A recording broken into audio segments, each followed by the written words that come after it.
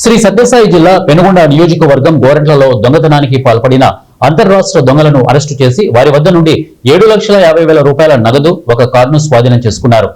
పాలసముద్రం cross వద్ద ఒక హోటల్లో అనుమానాస్పదంగా 6 మంది వ్యక్తులను అరెస్టు చేసి వారిని విచారించగా గోరంట్ల పట్టణంలో జరిగిన దొంగతనాలకు సంబంధించిన వివరాలు వెల్లడించారు.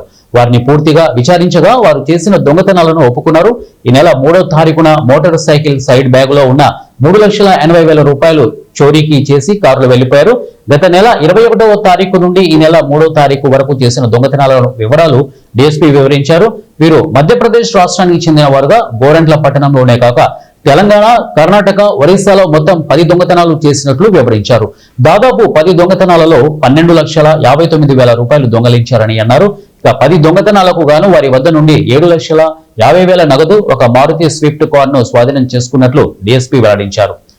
విచారించగా ఈ 6 మంది కూడా మధ్యప్రదేశ్ రాష్ట్రానికి చెందినటువంటి వాళ్ళు అనేక రాష్ట్రాల్లో ఈ డైవర్షన్ ఆఫ్ అటెన్షన్ బ్యాంకుల దగ్గర రెక్కీ చేసి ఎవరైతే పెద్ద మొత్తంలో డబ్బు డ్రా చేసుకొని పోతుంటారో అటువంటి వాళ్ళ దగ్గర దొంగతనం చేయడం వీళ్ళ యొక్క నేర ప్రవృత్తి.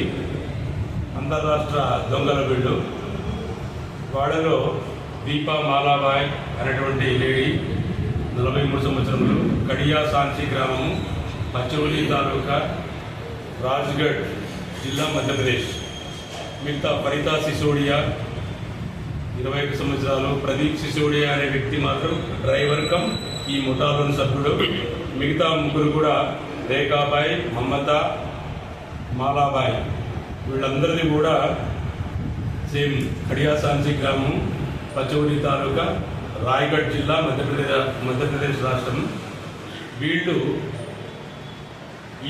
పోయిన నెల 21వ తారీఖు నుంచి ఆగస్టు 21 నుంచి ఒక 2 కార్లలో 9 మంది ఆడవాళ్ళు, 2 మగవాళ్ళు, అంటే వాళ్ళ డ్రైవర్లు.